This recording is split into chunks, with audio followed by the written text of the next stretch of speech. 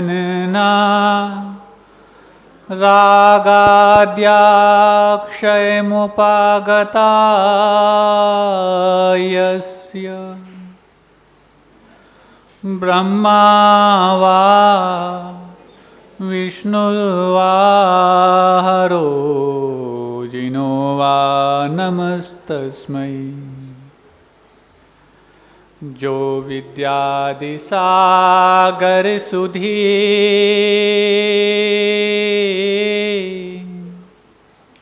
जो विद्यादि सागर सुधी गुरु हैं हितैषी शुद्धात्म में निरत नित्य हितोपदेशी। वे पाप ग्रीष्म ऋतु में जल हैं सयाने पूजो उन्हें सतत केवल ज्ञान पाने पूजो उन्हें सतत केवल ज्ञान पाने।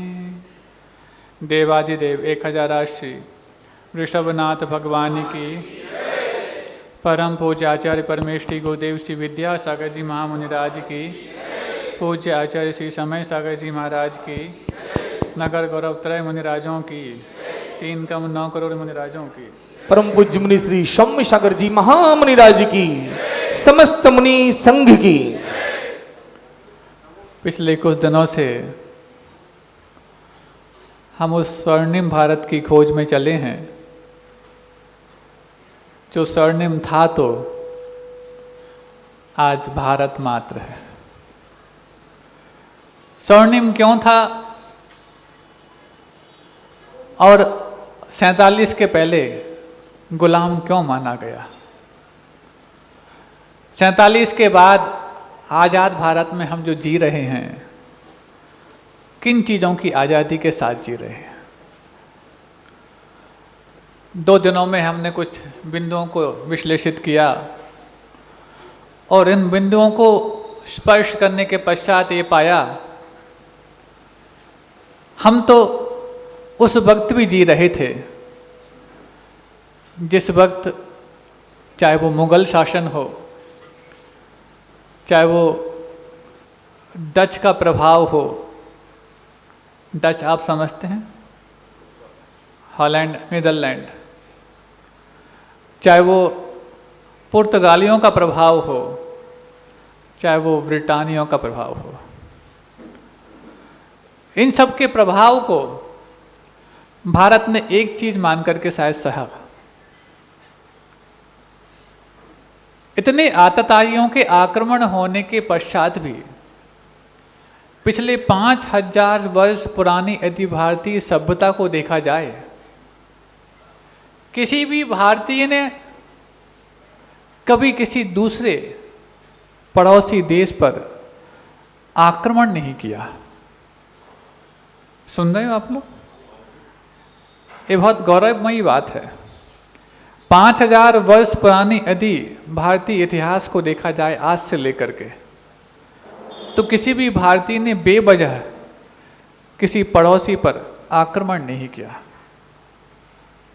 ये बात अलग है किसी ने आक्रमण किया हो तो उसका मुंह तोड़ जवाब भी दिया, लेकिन आक्रमण नहीं किया। ये छोटी मोटी बात नहीं है बंधु। हमें लगता है कि भारतीय संस्कृति और सभ्यता पर जिन शासन का इतना गहरा प्रभाव है कि जिन शासन में जो प्रत्येक गृहस्थ और श्रावक के लिए 4 प्रकार की हिंसाओं में से संकल्पी हिंसा के त्याग करने की बात कही जाती है, यदि व्रती बन जाते हैं और व्रती नहीं भी हैं तो उनको हिदायत दी जाती है कि तुम संकल्पी हिंसा से बचना, क्योंकि आरंभी हिंसा, उद्योगी हिंसा और विरोधी हिंसा से तुम बच सकते नहीं। आरंभी हिंसा का मतलब है घर गृहस्थी के कार्य जो आप करते हो उसमें जो हिंसा होती है वो गृहस्थी छोड़े बगैर छोड़ना संभव नहीं है। उद्योगी हिंसा गृहस्थी है तो उसको चलाने के लिए अर्थोपार्जन आवश्यक है, उसके लिए वाणिज्य और उद्योग करने पड़ते हैं, वो हिंसा भी आप छोड़ सकते नहीं। और रही बात विरोधी हिंसा, ये सब कुछ करते वक्त कोई तुम्हारे शत्रु यदि पैदा हो जाएं, विरोधी यदि पैदा हो जाएं, द्वेष रखने वाले, ईर्ष्या रखने वाले पैदा हो जाएं और यदि आप पर वार करते हैं तो आपको अपनी रक्षा करने के लिए विरोधी हिंसा का भी त्याग आवश्यक नहीं है। लेकिन ये अवश्य है कि इन तीन का अनावश्यक प्रयोग मत करना, लेकिन संकल्पी हिंसा का तो आवश्यक और अनावश्यक किसी रूप में प्रयोग मत करना। और शायद इसी जिन शासन के सूत्र का प्रभाव भारतीय सभ्यता पर पड़ा, क्योंकि 5000 वर्ष पूर्व पुराना इतिहास तो भारतीय इतिहासकारों ने शायद जाना नहीं है, वो तो ग्रंथों में और पुराणों में वर्णित है। लेकिन जिन खुदाई और अन्य अवशेषों के माध्यम से, शिलालेखों के माध्यम से जो इतिहास प्राप्त है, उसमें कहीं नहीं आया कि इन्होंने कभी बेवजह किसी पर आक्रमण किया हो। इसी संकल्पी हिंसा का त्याग भारतीय सभ्यता पर स्पष्ट दिखाई देखने को मिलता है। और ये संकल्पी हिंसा हमें नहीं करनी है। ये जिन शासन के सूत्र, जिन शासन के प्रयोगकर्ता गुरुओं के माध्यम से जो किसी, जिन शासक के अनुयायी भारतीय शासक पर पड़ा होगा, तो वही संविधान आज तक निभाते आए हैं सारे भारतीय शासक। अब बात ये आती है सामने, इतना गौरवमयी स्वर्णिम अतीत हमारा है, तो कहाँ नजर लग गई और कहाँ सेंध लग गई। सेंध लगाने वाले तो पहले भी तैयार थे, लेकिन तुम्हारे पुरजोर पुण्य की ढाल ने उनको सेंध लगाने से रोक दिया। लेकिन आज या बीच में कभी वो जब पुण्य कमजोर हुआ तो सेंध लगाने वाले कामयाब हो गए, और जब कमजोर हुआ तो किन कारणों से हुआ, और सेंध लगाने वाले सेंध लगाए तो किन उपायों से लगाए, इसका भी तहकीकात करना आवश्यक है। कल ही हमने कुछ बिंदुओं को आपके सामने रखा था। सबसे पहले स्लिप डिस्क कराई, उस रीढ़ की 2 डिस्क को स्लिप करा के, जो भाषा और शिक्षा के रूप में थी। कानून के तहत आपको अपनी भाषा से वंचित करने का षड्यंत्र रचा गया, क्योंकि बाकी अन्य चीज़ों को तो शायद आप मानोगे नहीं, क्योंकि तुम्हारे अंदर संस्कारों की रीढ़ इतनी मजबूत है कि किसी को हिला पाना उसको इतना आसान नहीं है। लेकिन शायद कानून का उल्लंघन करना तुम्हारे लिए विरुद्ध राज्यातिक्रम माना जाता है। शायद इस बात से तुम कांप करके कानून का उल्लंघन नहीं करोगे, और कानून हम ऐसे बनाएंगे जो तुम्हारे संस्कारों का उल्लंघन करने वाले होंगे। इस बात को जब भांप लिया तो संस्कारों को उल्लंघन कराने वाले कानून जब तुम्हारे ऊपर थोपे गए, और तुम्हारे संस्कार में यह था कि तुम कानून का उल्लंघन नहीं करोगे, तो धीरे धीरे करके वो कानून तुम्हारे भीतर सेंध लगाते चले गए कि मातृभाषा में शिक्षा प्राप्त करना गैर कानूनी है। और दूसरा ये, गुरुकुलों में शिक्षा प्राप्त करना भी गैर कानूनी। उस वक्त जब भारत में 7,20,000 गुरुकुल हुआ करते थे बंधुओं, कितने? 7,20,000 गुरुकुल। लगभग इतने ही गांव भारत में होंगे उस वक्त। मतलब हर गांव में एक संपन्न गुरुकुल हुआ करता था, और एक इतने बड़े बड़े गुरुकुल जहां पर 2,000 से लेकर 20,000 तक की संख्या होती थी विद्यार्थियों की। इतने बड़े गुरुकुल को संचालित करने के लिए धन संपदा कहां से आती होगी? ये प्रश्न भी आपके मन में कौन रहा होगा कल से लेकर आज तक। तो आपको बता दें, कोई रसीद के कट्टे लेकर नहीं घूमते थे, चंदा चिट्ठे करने के लिए नहीं लोग घूमते थे। पहले जो अर्थोपार्जन करने वाले जितने भी गृहस्थ हैं, चाहे वो आजीविका कृषि के माध्यम से चलाते हों, चाहे व्यापार के माध्यम से, उन सब का पहला धर्म होता था सबसे पहले गुरुकुल में जाकर के अपनी संपदा का एक निश्चित भाग जमा करके आएं, उसके बाद अपने घर को चलाएं और व्यापार को चलाएं। ये संकल्प उनका होता था क्योंकि वो जानते थे गुरुकुल मात्र गुरुकुल नहीं है जहां पर हमारे बच्चे विद्यार्थी बन के पढ़ेंगे। ये गुरुकुल तो वो अपने आप में तीर्थ हैं जहां पर हमारे बच्चे एक होनहार नागरिक, होनहार प्रशासक, होनहार गुरु और इन्हीं के माध्यम से प्रभु तक की यात्रा करेंगे। तो सोचो, जब विद्यालयों के चलाने के लिए भी वो सबसे पहले अपने धन का एक भाग इन गुरुकुलों को समर्पित करते थे, इन सब उद्देश्यों की पूर्ति के लिए नागरिक है, गुरु है, प्रभु है।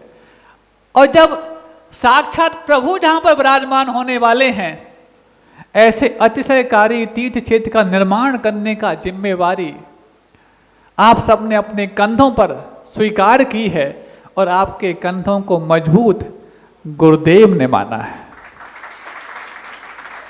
तो सोचो, जब इनडायरेक्टली उस यात्रा को प्राप्त करने के लिए कराने के लिए भी लोग अपने आय का निश्चित भाग समर्पित करते थे, और जब यात्रा के उपांत सोपान में जो हम तीर्थ का निर्माण करने जा रहे हैं, वहां पर समर्पित करने की बात आए और किसी को आह्वान करना पड़े, अरे आह्वान तो एक पर्याप्त था, जो गुरुदेव की तुम्हारे भविष्य और तुम्हारे कंधों पर विश्वास के रूप में था। एक आह्वान पर्याप्त था। अब बार बार किसी को आह्वान करने की आवश्यकता है ही नहीं।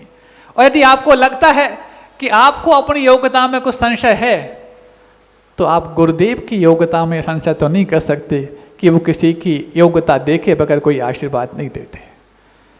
उनकी ये योग्यता 56 वर्ष तक दुनिया ने मानी है कि योग्य व्यक्ति को ही समय दिया है, योग्य व्यक्ति को ही आशीर्वाद दिया है, योग्य व्यक्ति को ही कुछ संकेत दिए हैं और योग्य व्यक्ति को ही कोई सानिध्य दिया है। अब ये चारों तुम्हें एक साथ सन 2018 में मिल गए हों, और फिर भी यदि कोई अपनी योग्यता पर संशय करे तो वो खुद की योग्यता में संशय नहीं कर रहा, वो गुरु जी की योग्यता में संशय कर रहा है। क्योंकि तुम्हें योग्य मानकर के गुरुदेव ने आशीर्वाद दिया है। तुम्हें यदि योग्यता आकलन करनी नहीं आती तो तुम्हें मात्र विश्वास करना चाहिए गुरुदेव की उस योग्यता को, जो योग्य व्यक्ति पर ही विश्वास करने का जज्बा रखते हैं। तो बस कैसे कैसे वो सेंध लगाई गई। सेंध लगाने के पीछे कानून को ही एकमात्र, सेंध लगाना जानते हो? जब किसी दीवार में या सुरंग में सेंध लगाई जाती है तो शुरुआत में कैसे, किस औजार के माध्यम से छेद किया जाता है? हाँ, छेनी के माध्यम से, सब्बल के माध्यम से। छेनी छोटा छेद करती है, सब्बल बड़ा करता है। तो कानून के माध्यम से वो सब्बल जो आपकी संबल को तोड़ने वाला था, सेंध लगाने के लिए उन्हें पर्याप्त समझा। और 7,20,000 गुरुकुल जब हुआ करते थे, वो इतनी व्यवस्थित व्यवस्था के माध्यम से जब उनका संचालन होता था और यहाँ से निकले विद्यार्थी जब होनहार और संस्कारवान दिखते थे तो वो कांपने लग जाते थे। सबसे पहले इस गुरुकुल प्रणाली को खत्म किया जाए और धीरे धीरे करते करते एक एक गुरुकुलों को धराशायी करने लगे। जिस वक्त भारत में 7,20,000 गुरुकुल थे, उस वक्त ब्रिटेन में मात्र बमुश्किल 200 स्कूल थे। सुन रहे हो? जो आपको गर्व होता है कि ब्रिटिशर्स ने आकर के हमारे यहाँ कॉन्वेंट खोल दिए, पब्लिक स्कूल खोल दिए, बड़े बड़े विद्यालय खोल दिए, अरे वो क्या खोलेंगे जिन्होंने अपनी किस्मत को यहाँ की गुरुकुल पद्धति के माध्यम से खोला हो, वो तुम्हारे घर में आके क्या विद्यालय खोलेंगे? 200 स्कूल मात्र उस वक्त। और स्कूल की साइज आप सुन लोगे तो हंसोगे। स्कूल की साइज 20x20 की, मतलब इस पूरे हॉल में 5-7 स्कूल खुल जाएं।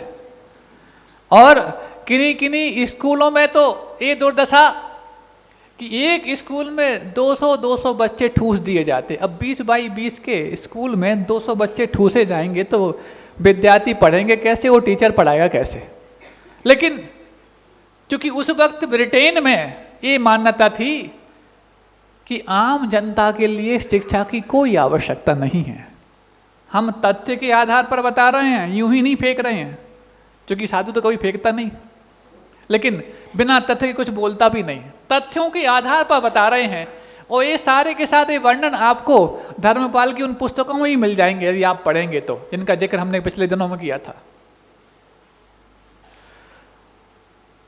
तो उस वक्त मान्यता ये थी कि राजघराने में रहने वाले अथवा राजघरानों की सेवा करने वाले सेवकों को ही शिक्षा की आवश्यकता है, आम जनता को शिक्षा की कोई आवश्यकता नहीं। तो जब आवश्यकता नहीं है तो स्कूलों की आवश्यकता भी नहीं। 200 स्कूल पर्याप्त हैं ब्रिटेन में, इतने बड़े ब्रिटेन में।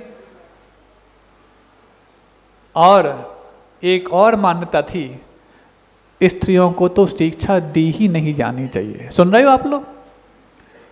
जो आप अपने बच्चों को उन्हीं अंग्रेजों की छाप छोड़े जाने वाले स्कूलों में पढ़ा रहे हो, उन अंग्रेजों की स्त्रियों के बारे में क्या मान्यता थी कि इनको तो शिक्षा की कोई आवश्यकता है ही नहीं। और क्या मान्यता थी? स्त्रियों में तो आत्मा ही नहीं होती। एक कौन कहता? अंग्रेज जिसको अपना आराध्य मानते, ऐसे दो दार्शनिक जिसका नाम हम यहाँ से लेना नहीं चाहते क्योंकि कई लोग सुन रहे हैं बाहर भी और यहाँ पर भी, उनका नाम हम अलग से बता देंगे आपको। ऐसे दो दार्शनिक जिनको ब्रिटेन के लोग भगवान के रूप में मानते हैं, उन भगवान की स्त्रियों के बारे में मान्यता क्या है कि स्त्रियों में तो आत्मा ही नहीं होती। बर्दाश्त कर पाओगे आप लोग? आप लोग मशीन हो कि आत्मा हो? और उसके बाद जो कहते हैं इनको तो एज ए चेयर उपयोग करना चाहिए। कितनी दुर्दांत और निंद बात है। इसके बाद जो कहा वो मैं तो कह ही नहीं पाऊंगा, मेरी मर्यादा है। ये दो बात मैं कहने कहती।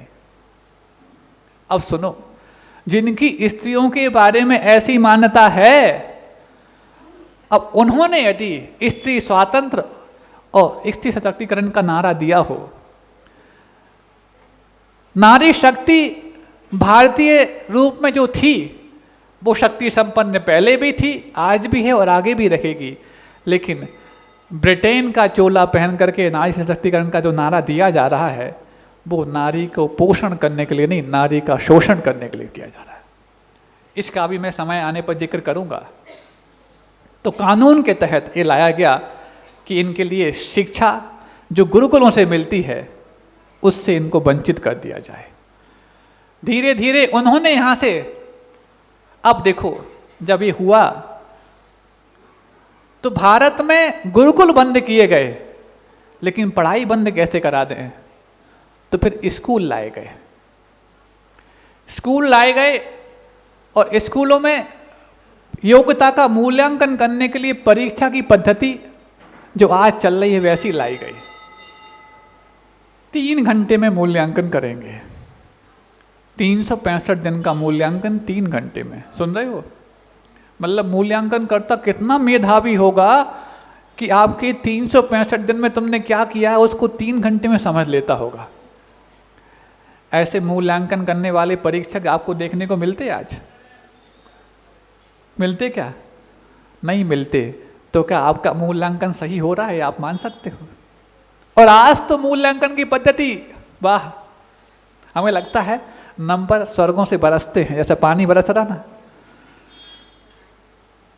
20-25 वर्ष पूर्व जब 60-70% लाने में भी पूरे हलके में तहलका मचता था,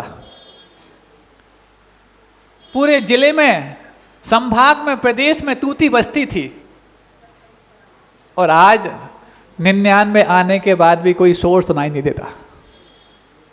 एक बहुत व्यंग्यात्मक लेख आया, मैं आपको बीच में बताना चाहता हूं। आज की पूरी शिक्षा व्यवस्था पर एक बहुत बड़ा व्यंग है। वो ये लेख इस रूप में आया, सुन रहे हैं आप लोग कि सुना रहे हैं आपस में? कुछ सुना रहे हैं तो पहले आप सुना दो, फिर हम बाद में सुना देंगे। और सुन रहे हैं तो कोई बात चूक ना जाए, इसका ध्यान रखना। कुछ दिनों में ऐसी व्यवस्था भी की जा सकती है कि शाम को जिज्ञासा आप करते हैं, हमारे सामने हम समाधान करते हैं, सुबह प्रवचनों में से भी जिज्ञासा की जा सकती है और आपको समाधान करना पड़ेगा। अभी नहीं, देखते हैं, अभी जल्दीबाजी कुछ नहीं। समझ रहे हैं ना? हाँ, बदले में उपहार मिलेगा महाराज। उपकार कम पड़ रहा है जो उपहार की अपेक्षा करोगे। उपहार तो देने वाले हजारों पैड़े हैं, लेकिन उपकार करने वाले बिरले बहुत मुश्किल से मिलते हैं।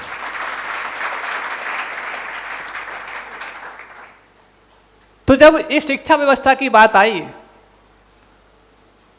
और ब्रिटेन में जब 200 मात्र स्कूल थे तो यहाँ से वो लेके गए शिक्षा पद्धति को 3 घंटे की आकलन के माध्यम से तुम्हारा 365 दिन का आकलन किया जाए। अब जिन बच्चों को तुम जिन शिक्षकों के हवाले करते हो, उस हवाले करने के पहले एक प्रश्न हम आपसे पूछते हैं, क्या किसी असंयमी और संस्कारहीन व्यक्ति के माध्यम से शिक्षा दिला करके आप अपने बच्चों में संयम और संस्कार की उम्मीद कर सकते हो? क्यों? बड़े स्कूल में भेजते हो ना। बड़े स्कूलों के नाम, अब प्राइवेट स्कूल के नाम तो हम नहीं लेंगे तो किसी को बुरा लग जाएगा, लेकिन केवी तो आप ले सकते हैं ना। सरकार को कुछ भी कह दो, कोई फर्क नहीं पड़ता, केवी में भेजते, और उसके अलावा और सब में भेजते हो ना। अभी आपने क्या कहा, किसी असंयमी से हम अपने बच्चों में संयम और संस्कार की उम्मीद नहीं कर सकते। तो बताओ वहां पर पढ़ाने वाले संयमी हैं, संस्कारी हैं, और उनके हवाले अपने बच्चों को तुम करके संस्कार और संयम की उम्मीद कर रहे हो। तुम्हारी उम्मीद कितनी बेबुनियाद है। सोचते हो पढ़ लिख करके आएगा, संस्कार पाके आएगा। एक स्कूल था संस्कार वैली पब्लिक स्कूल, उसका एक विद्यार्थी हमारे पास आया। कहाँ का है हम नहीं बताएंगे, सब जगह होते हैं आजकल तो, ये नाम तो कॉमन है, सब जगह मिल जाएंगे आपको।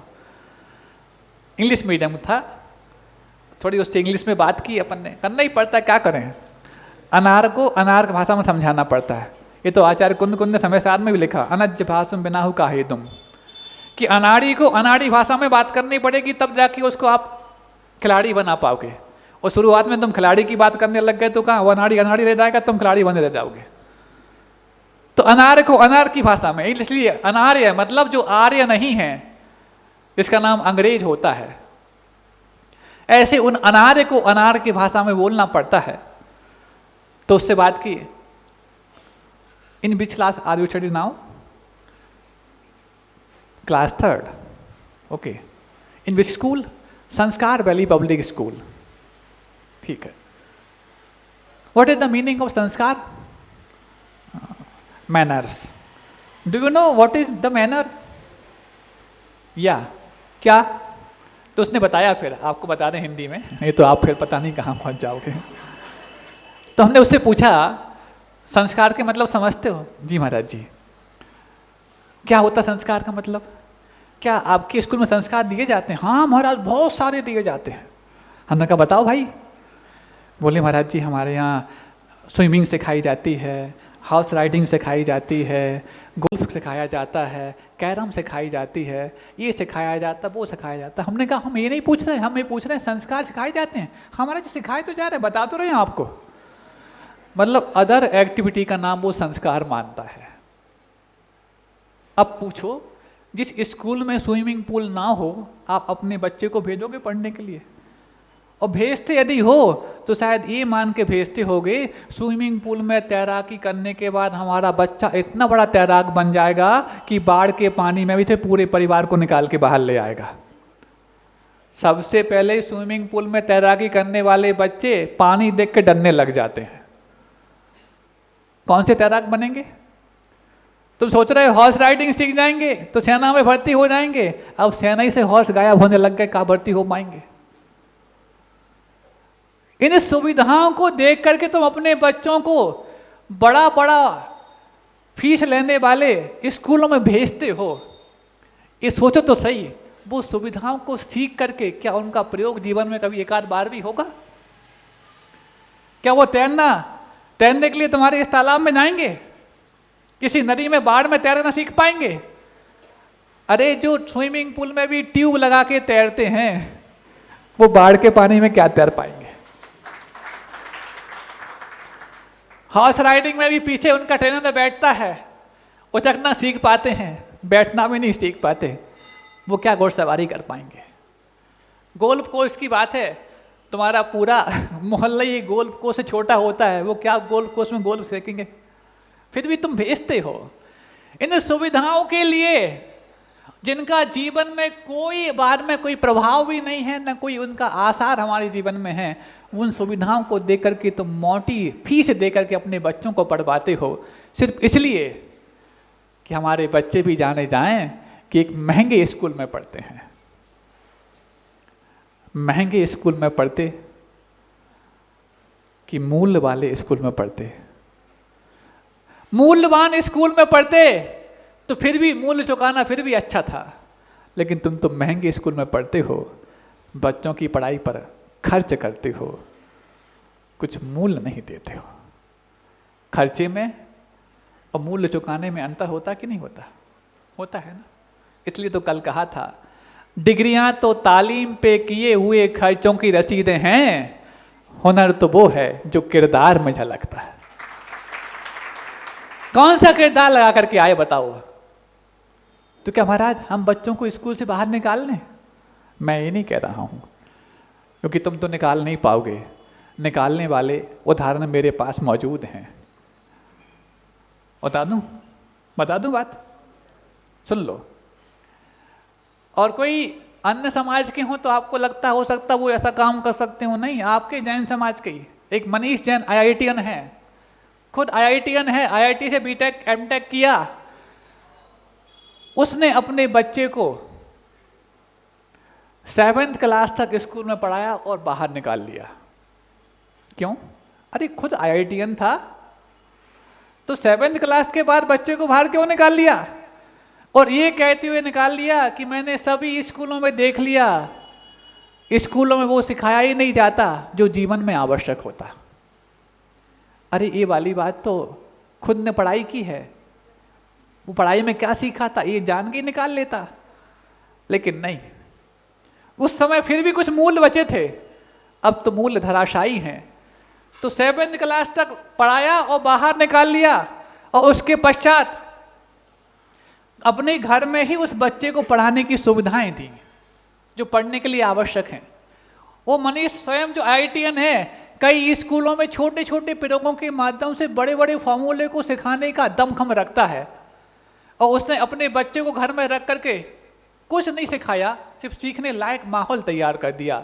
और 2 साल में जब वो बच्चा 9th स्टैंडर्ड का हुआ होगा स्कूलों के मुताबिक, और जब दिल्ली के विज्ञान प्रगति मैदान में जब स्कूली बच्चों की प्रदर्शनी लगी, विज्ञान प्रदर्शनी, तो उन विज्ञान प्रदर्शनी में सारे स्कूली बच्चों में टॉप आया तो वो जिसने 2 साल पहले स्कूल छोड़ दिया। सुन रहे हो? प्रतिभा के लिए स्कूलों पर मोहताज होने वालों, प्रतिभा स्कूल की मोहताज नहीं होती। इसके बाद एक और उदाहरण आपको बता दें। एक रोहित जैन है उदयपुर का, पुणे में एक बड़ी अच्छी कंपनी में जॉब करता था, अब नहीं करता। उसका विवाह भी उस समय नहीं हुआ था।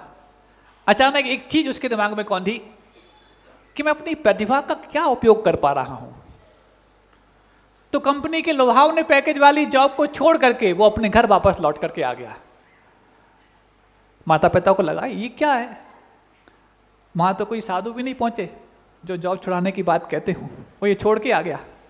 आज से पुरानी बात है, 5-7 साल पुरानी बात। क्या लगता है आपको? आपका बच्चा जॉब छोड़ के आए तो पक्का है इस पर कोई जादू टोना साधु ने कर दिया, यही लगेगा ना। तो बस वो छोड़कर आ गया। पिता उसके कुवैत में है, वो भी जॉब करते हैं या बिजनेस करते, जो भी हो। घर में माँ थी, माँ को लगा ये क्या हो गया तेरे ऊपर? अब जबकि तेरी शादी की उम्र है, शादी करवाने के लिए तो तेरे लिए पढ़ाया लिखाया था कि तू घर से बाहर निकल जाना। महाराज रोज ये वाली बात क्यों कहते हो? इतना हमें लज्जा क्यों आती है? अरे निर्लज्जों के लिए लज्जा आने लग जाए बहुत बड़ी बात है। हमारा प्रवचन सार्थक हो गया। आपको निर्लज्ज नहीं बोल रहे, बहुत से लोग बाहर भी सुनते हैं। अब सोचो तेरी शादी हो जाए इसलिए तो तुझे पढ़ाया लिखाया था और घर के बाहर भेजा था। अब जब शादी के समय आ गया तू घर लौट कर आ गया, कौन अपनी बेटी ब्याहेगा? बोले चिंता मत करो, मैंने शादी के लिए शिक्षा नहीं ली थी, क्योंकि बर्बादी तो बिना शिक्षा के भी पहले हो जाती है। मैंने शादी के लिए नौकरी शिक्षा नहीं ली थी, क्योंकि बर्बादी तो अशिक्षित लोगों की भी हो जाती है। हम कुछ व्यंग नहीं कर रहे भाई, तुम अन्यथा मत समझ लेना। सब शादीशुदा बैठे हो, नहीं तो तुम कहने लग जाओ महाराज, कुछ भी कहने लग जाते आप तो। फिर वो वहीं ट्राइबल एरिया में, आदिवासी इलाका जो उदयपुर के पास है, वहाँ पर गया कि मैं अपनी प्रतिभा का यहाँ पर कुछ दोहन करना चाहता हूँ। तो आसपास के गांव के लोग बच्चों को इकट्ठा किया और कहा बच्चों मैं आपको कुछ सिखाऊंगा, पढ़ाऊंगा। अब बच्चे तो आदिवासी बच्चे हैं, पढ़ाई क्या होती, शिक्षा क्या होती वो ज़्यादा जानते नहीं, फिर भी इकट्ठा कर लिया। उद्देश्य अच्छा होता है तो फिर कामयाबी जल्दी मिलती है, जैसे कि आप लोग को मिल रही है। जब सबका मन और निर्मल हो गया तो धीरे धीरे सारे सुराग अपने आप लगने लग गए। इस समय आप प्रवचन सुन रहे हो और इसी समय आपके अतिशय क्षेत्र का जो कुछ भी मैप है अंतिम रूप ले रहा है कहीं और, कहाँ हम नहीं बताएंगे। सेम टाइम चल रहा है, यहाँ पर तुम्हारा मानस अंतिम रूप ले रहा है और वहाँ पर तुम्हारा मैप अंतिम रूप ले रहा है। सब कुछ ठीक रहा तो सब कुछ अच्छा अच्छा होने वाला है, हो ही रहा है। तो गया आदिवासियों के बीच में, बच्चों को इकट्ठा कर लिया। 2 ही 3 दिन हुए पढ़ाते पढ़ाते, उसको लगा कि मैं इनको मौखिक कम पढ़ा पाऊंगा, अच्छा रहे कि ब्लैक बोर्ड मिल जाए। तो बच्चों से पूछा, बच्चों यहाँ पर ब्लैक बोर्ड मिलेगा? अब बच्चे खोजाने लगे ये क्या होता ये कौन सी भला है ब्लैक बोर्ड? तो बोले क्या? बोले ऐसा कुछ जिसमें लिख करके हम आपको कुछ पढ़ा पाएं। बोले हाँ समझ गए। बच्चे गए, 1-2 घंटे में ही बढ़िया उन्होंने लकड़ी को फर्निश किया और तार से कस कस के उसको व्यवस्थित करके लाके रख दिया। बोले सर लीजिए ये। उन बच्चों की जन्मजात इस प्रतिभा को देख करके रोहित लगा कि मैं तो यहाँ कुछ सिखाने आया हूँ, इसने तो हमारे लिए सिखा दिया। फिर उसने रिसर्च की कि ये अनपढ़ बच्चे क्या खाते पीते, क्या करते क्या नहीं करते। मैं टैलेंट देने आया था, इनके पास ऑलरेडी टैलेंट मौजूद है। फिर उसने पाया कि जो खाते पीते हैं, ये जिस जीवन शैली में जीते हैं, वो तो दुनिया में देखने को ही नहीं मिलती आज। और इस प्रकार के अनाज और धान्य जो आज ये भ्रम फैला के तुमसे दूर कर दिए गए कि इनमें कोई पोषक तत्व नहीं है, वही पोषण युक्त अनाज और धान्य वहां पर खाने पीने में आता है।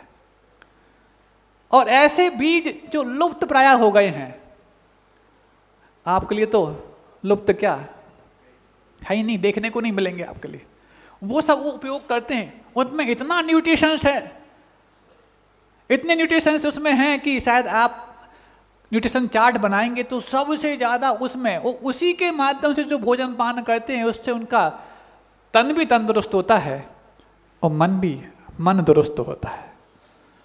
और उसी प्रतिभा का परिणाम कि उन्होंने इतनी जल्दी काम करके बता दिया।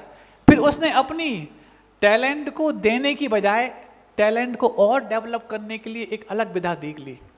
वो ऑर्गेनिक फार्मिंग, जिसको जैविक खेती है, उस फील्ड में चला गया और उन लुप्त प्राय बीजों को बचाने के साथ साथ उसको संवर्धन और संरक्षण देने में जुट गया, जिन पर मल्टीनेशनल कंपनी की तो गिद्ध भरी निगाह थी।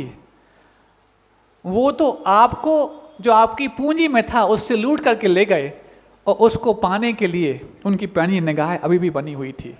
जब इन्होंने उसको बचाना प्रारंभ कर दिया, उसको और बढ़ाना प्रारंभ कर दिया, तो कई MNCs के उनके पास लोहावने ऑफर आए कि ये काम आप हमारे लिए करो।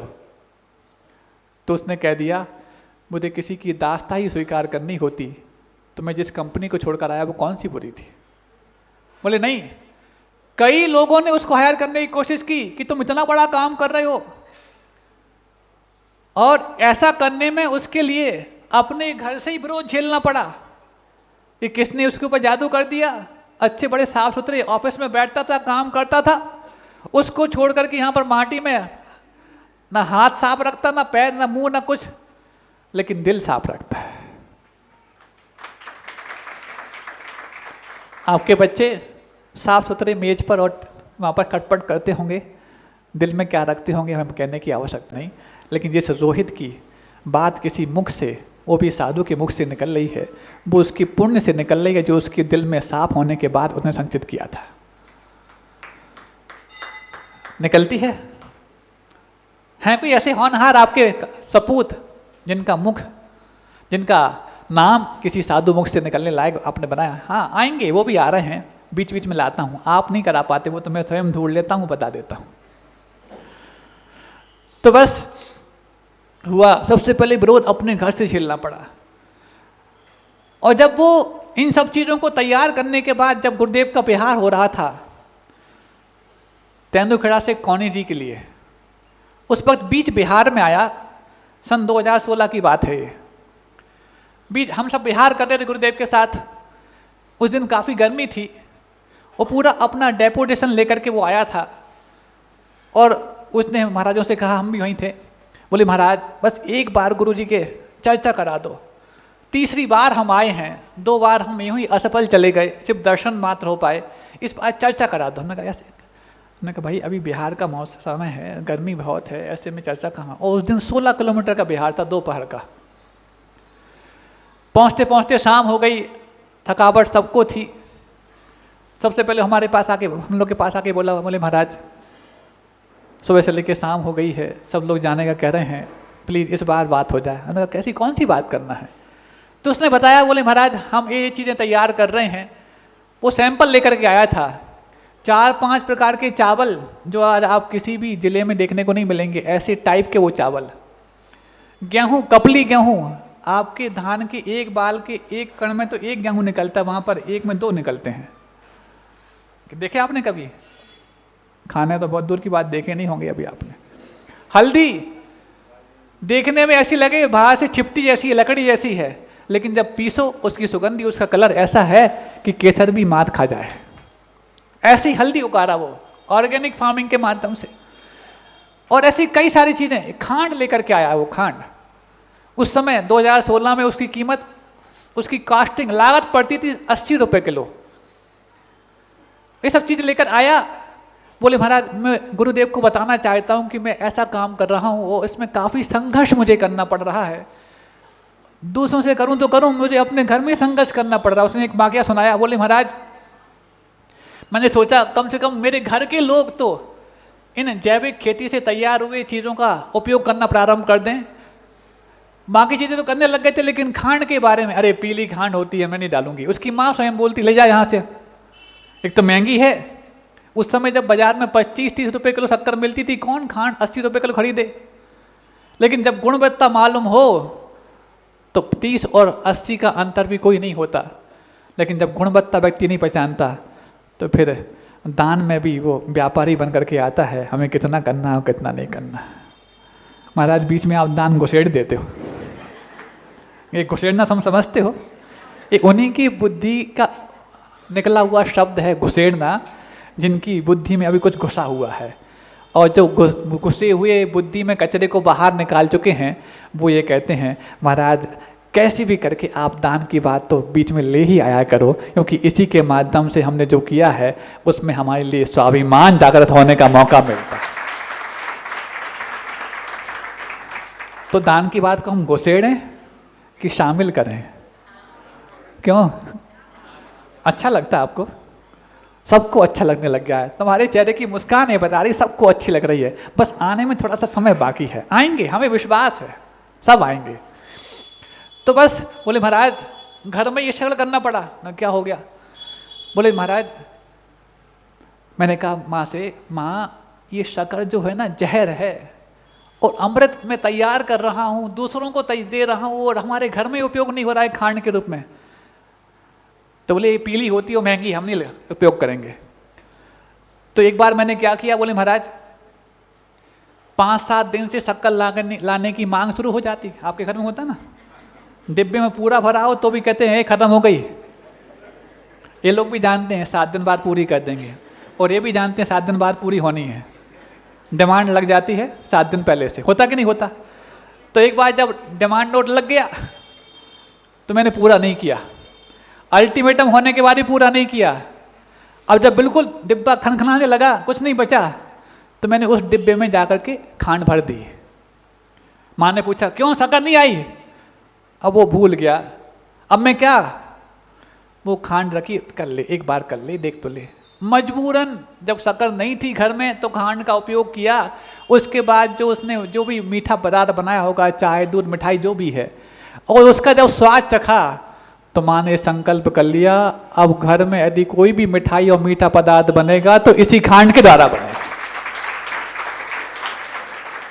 हाँ, जिसको परिश्रम की खांड एक बार चस्का लग जाता है फिर वो शक्कर की जहर से अपने आप बच जाता है। ठीक ऐसा ही जिसको दान का खांड मिठास पैदा करने लग जाता है वो बचने के शक्कर से जहर से अपने आप को बचाने लग जाता है। कुछ लोग बचना चाह रहे हैं अभी, लेकिन एक चस्का मात्र लगा देना, और जिसको खांड का स्वाद लग गया है वो एक आध बार नाक पकड़ के उनके मुख में खांड का दाना रख देना, वो भी उतने ही लजीज अपने आप को पाएंगे जितने लजीज तुम अपने आप को समझ रहे हो। क्यों? तुम लोग अपना प्रभाव बता नहीं पा रहे हो ढंग से। महाराज हम कैसे बताएं? ज़्यादा नहीं बताना, पुण्यानुभूति भी करो तो ठाट बाट के साथ करो, और संकल्प भरो तो भी सीना तान के भरो, अपने आप तुम्हारा खांड उन तक पहुंच जाएगा। तो बस ऐसा हो गया। फिर हमने कहा भाई बात तो ठीक है, आप बहुत अच्छा काम कर रहे, परिश्रम कर रहे, महाराज प्लीज। अब उसकी इतनी मेहनत को देख कर हमें भी लगा कि 3 साल में 3 बार आ गया और तीसरी बार भी अस्पताल जाने के कगार पर है।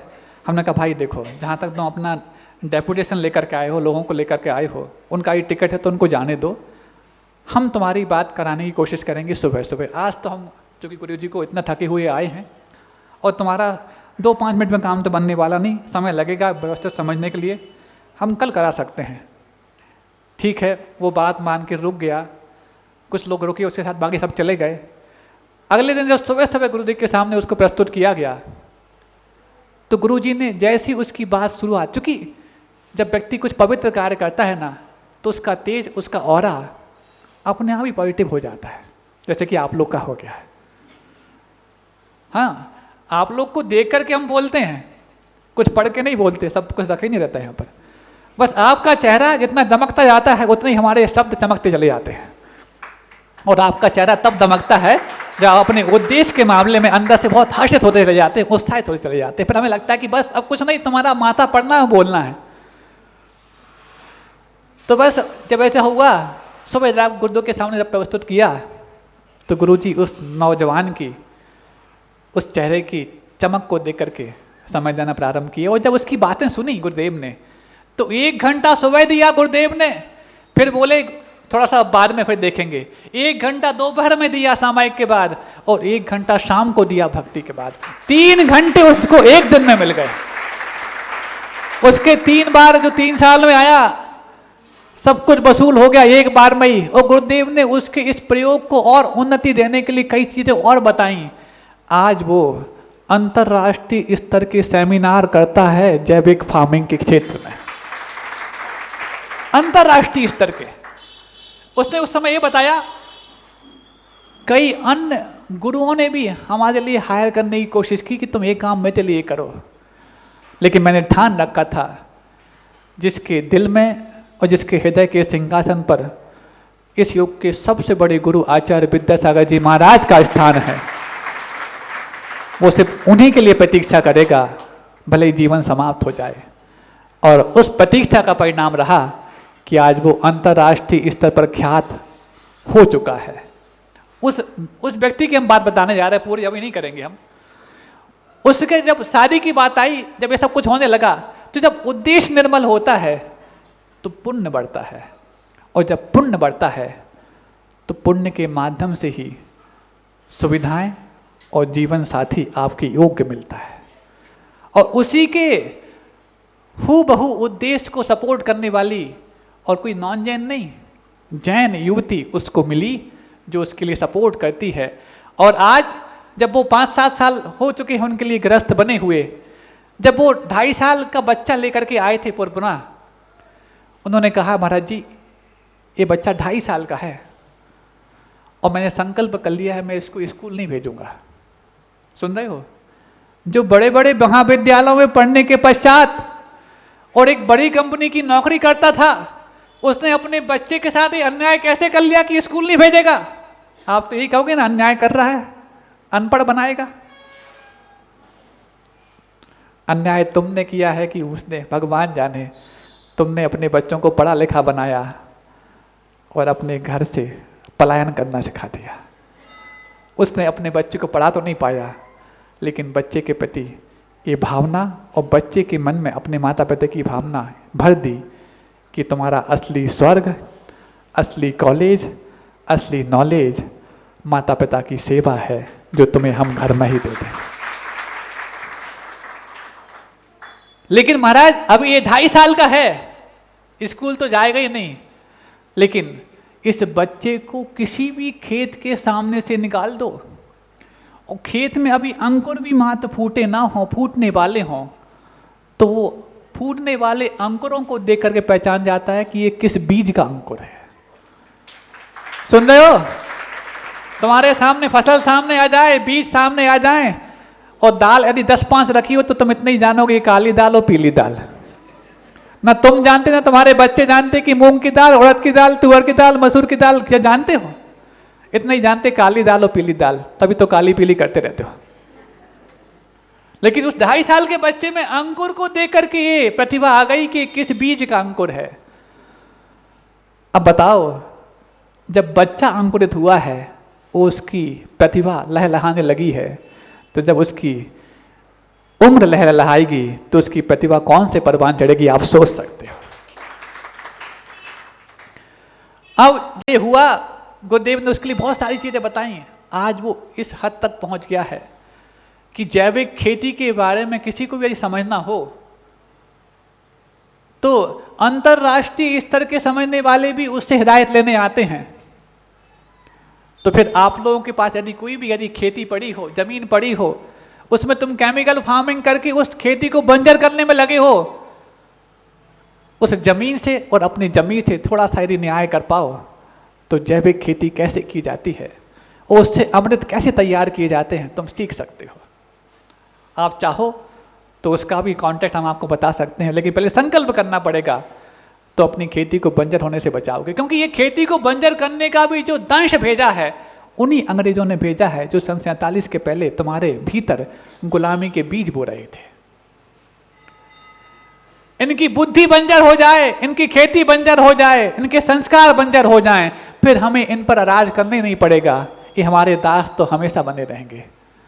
इसलिए प्रश्न पूछा गया है कि बताओ ऐसी कौन सी चीज थी जो 47 के पहले थी तो तुम्हारे लिए गुलाम मानी जाती थी, और आज तुम 47 के बाद पैदा हो, अपने आप को आजाद मान रहे हो। किन चीजों में अंतर आ गया? जब एक एक करके कानूनों के माध्यम से तुम्हारे संपदाओं को, तुम्हारे संस्कारों को ध्वस्त किया गया, एक कानून और आया। सुनना चाहोगे आप लोग? अपने अतीत के गौरव को याद करो और आज वर्तमान के पतन को भी तुम याद करो। कैसे कानूनों के माध्यम से तुम्हारे ऊपर तुम्हारे गौरव को नष्ट करने का दंश भेजा गया। एक कानून और आया, वन संरक्षण अधिनियम, और दूसरा वन अधिनियम। सुन रहे हो? और यदि आप लोगों के बच्चों में से कोई बच्चे फॉरेस्ट विभाग में हों तो इनको इन संरक्षण अधिनियम और वन अधिनियम का पालन करना पड़ता है। इन वन अधिनियम को जो आजादी के पहले बनाए थे अंग्रेजों ने, आज तक हूबहू ढोए जा रहे हैं। क्योंकि संविधान जो बना है वो संविधान भारत की आबोहवा और वातावरण के हिसाब से कितना बना है और कितना अंग्रेजों की कॉपी किया गया है, ये तो आप इस दृष्टांत से समझ सकते हैं जो हम आपके सामने देने जा रहे हैं। इस वन संरक्षण अधिनियम के तहत लकड़ी काटना गैर कानूनी है, अपराध है, क्राइम है। तो किसी लकड़हारे को लकड़ी काटते हुए देख लिया जाए और यदि कुछ मिलता ना हो तो फिर क्या होता है उसको पता है।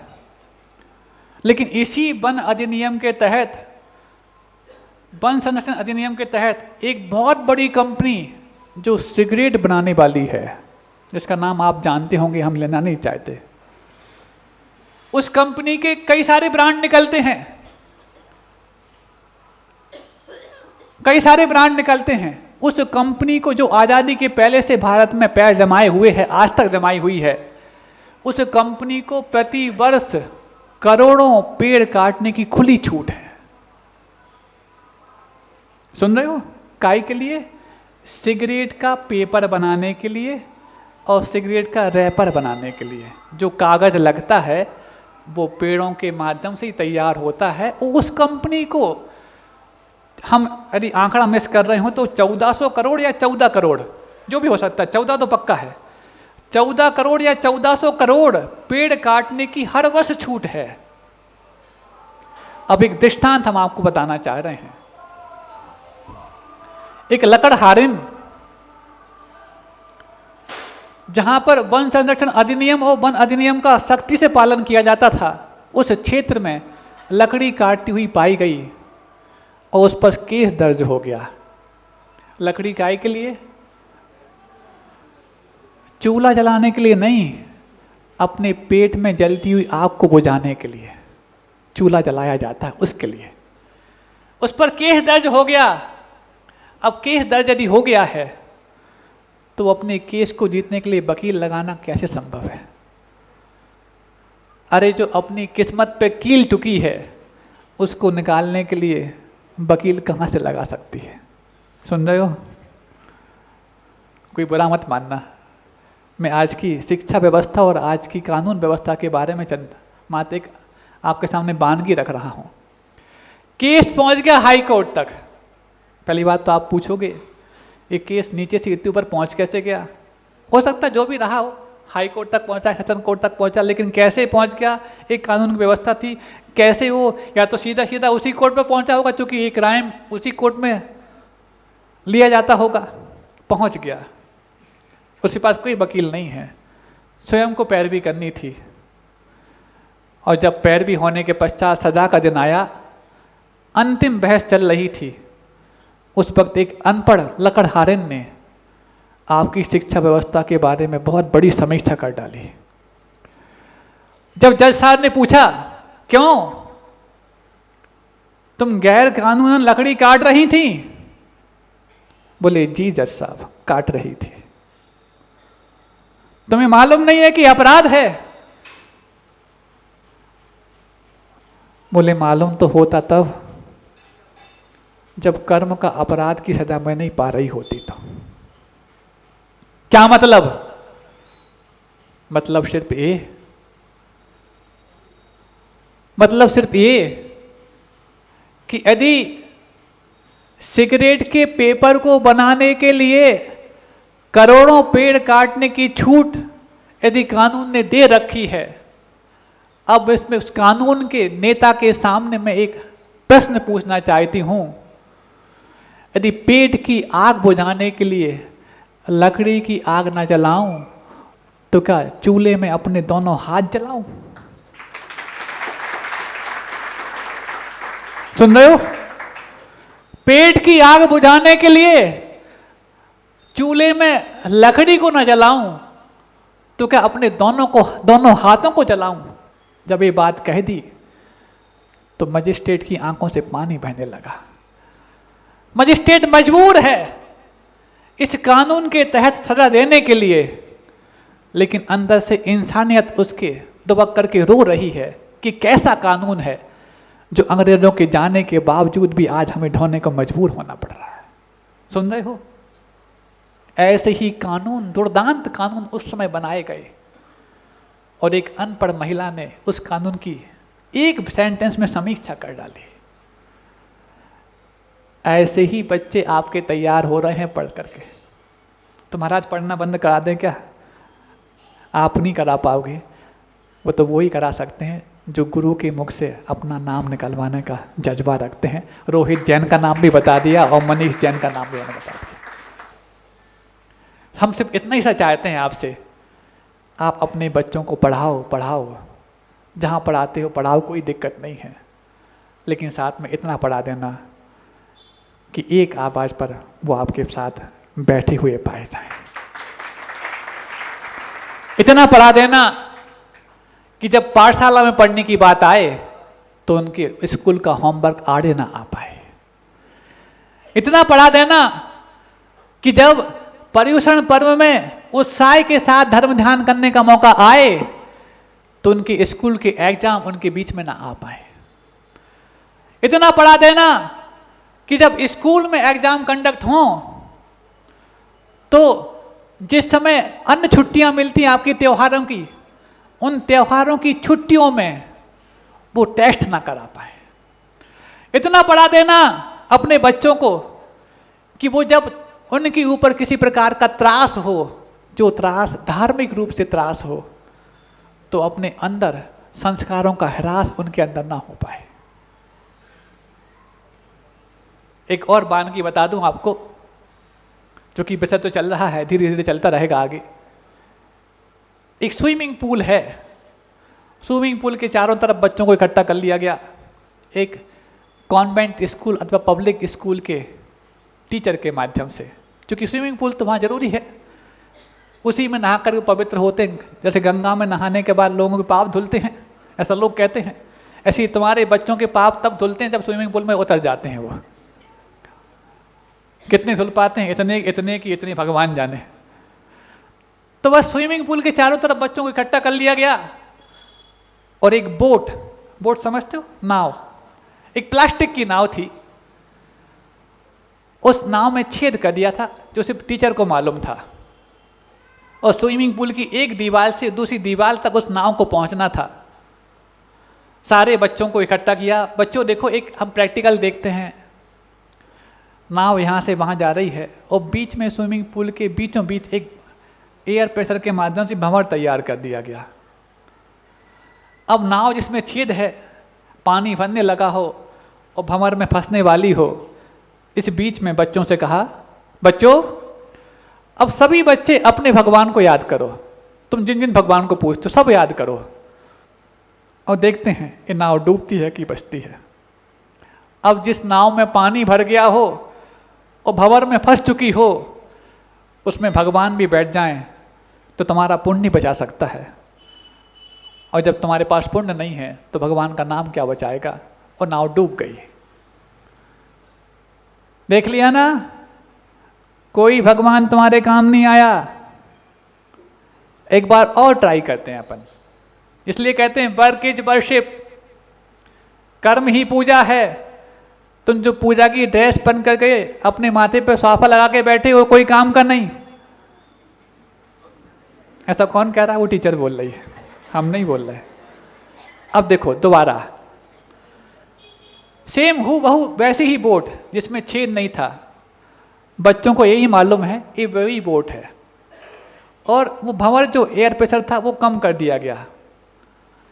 फिर से इस वॉल से उस वॉल तक भेजी जा रही है, और जैसे ही वो पॉइंट आया जिस पॉइंट पर आके पिछली वाली बोट डूब गई थी, हाँ बच्चों इस बार हम जीसस का नाम लेते हैं और देखते हैं बोट बचती है कि नहीं बचती।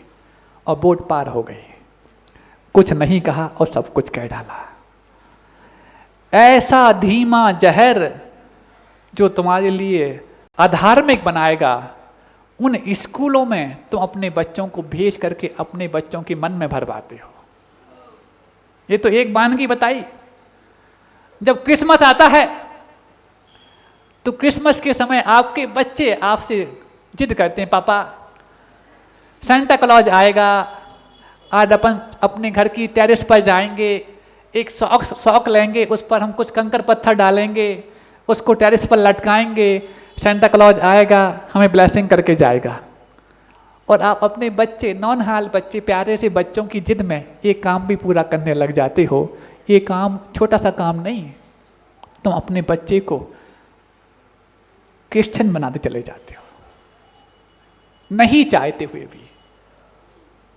हैप्पी बर्थडे टू यू बोलते नहीं बोलते? ये क्या है? क्या है ये? आपको अपने धर्म से पलायन करने के केले के छिक्कल हैं जिस पर पैर रख कर ही तुम्हारा धर्म फिसल जाता है।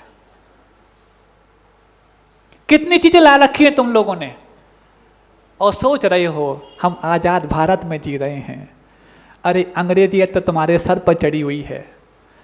वो गुलामी के दिन अच्छे थे जिसमें अपने कम से कम घर में रह करके तो हम अपने धर्म को और अपने फर्ज को निभा सकते थे। आज तो आज़ाद भारत में भी हम गुलामी की दास्ता को ढोने के लिए मजबूर हैं और कहते हैं हम आज़ाद हो गए हैं। तुम कितने आज़ाद हो पता नहीं, समय बोल रहा है महाराज अब आज़ाद हो जाओ। अपन फिर मिलेंगे, आगे चर्चा करते रहेंगे, लेकिन ये चर्चाएं करने के लिए तुम्हारे पास कब वक्त मिलेगा और कब गुरु आकर के तुम्हारे लिए तुम्हारे भारत के गौरव को भी बताएंगे और जिन शासन के गौरव को भी बताएंगे।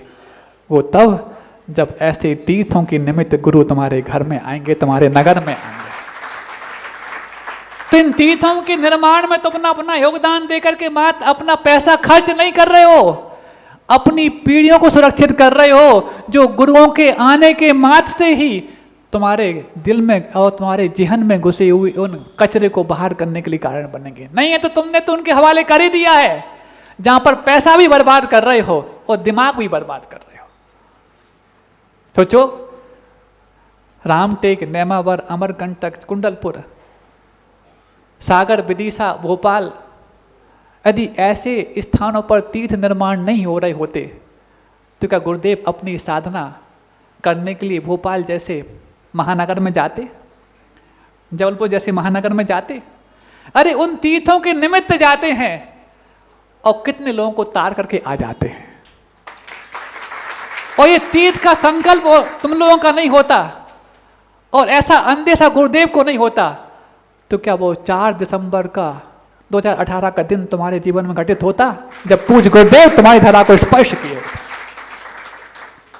और तुम इसके लिए छोटी मोटी चीज मानते हो, पैसे की बर्बादी मानते हो। पैसा बर्बाद तो कर रहे हो, पैसे की बर्बादी रोकने के लिए गुरुदेव तुम्हारे गांव में आए थे। बताओ, लाखों की फीस बर्बाद कर रहे हो, करोड़ों के लिए डोनेशन देकर के तुम अपने बच्चों के कॉलेज में एडमिशन करवाते हो। उसके बाद ना बच्चे तुम्हारे हाथ में रह पाते हैं, ना बच्चों के माथ में तुम्हारा धर्म और तुम्हारा फर्ज रह पाता है। वहां पर तुम खुलेआम लुटाते हो और जहां लुटाना चाहिए वहां पर तुम अपने हाथ खींच डालते हो। यही तो तुम्हारे पुण्य की कमी का पैमाना है। कितना पुण्य तुम्हारा क्षीण हो चुका है कि तुम्हारी बुद्धि को सही दिशा में चला नहीं पा रहा है। अभी एक प्रॉपर्टी खरीदने की याद आए, 2-3-4 लोग पार्टनर बन जाएंगे, करोड़ों की प्रॉपर्टी खरीद लेंगे, जोखिम भरी। सुन रहे हो? खरीद लोगे, खरीद ली होगी। महाराज प्लॉटिंग करेंगे, कब करोगे, किसके भरोसे करोगे? इतना खर्च कर दिया है, उतना भी लौट करके आएगा कोई भरोसा नहीं। लेकिन तुमने वो सारे दाव खेल दिए हैं जो जोखिम भरे हैं, लेकिन दान का दाव जो जोखिम से रहित होता है खेलने में कई लोग तो आगे आ गए हैं, कुछ लोग अभी भी पीछे हैं। कल 4 तारीख है, कल भी रविवार है, हो सकता है कल और भी नए साफा लगाने वाले आएंगे। साफा लगाने की मैं प्रशंसा नहीं कर रहा हूं, चाहे संकल्प पत्र भरे हो चाहे ना भरे हो, लेकिन मन में संकल्प ला लेना कि गुरुदेव के आशीर्वाद का साफा मेरे माथे सर चढ़ कर बोले,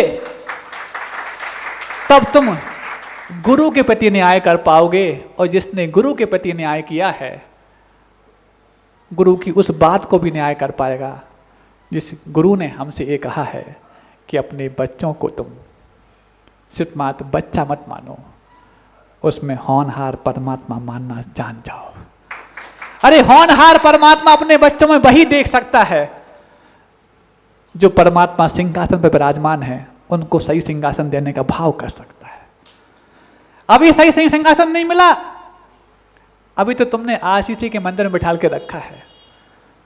अरे जो सोने और चांदी और हीरे और जवाहरात के सिंहासन में बैठने लायक थे, तुम उनके लिए पाषाण के सिंहासन में बैठने के लिए भी देरी कर रहे हो।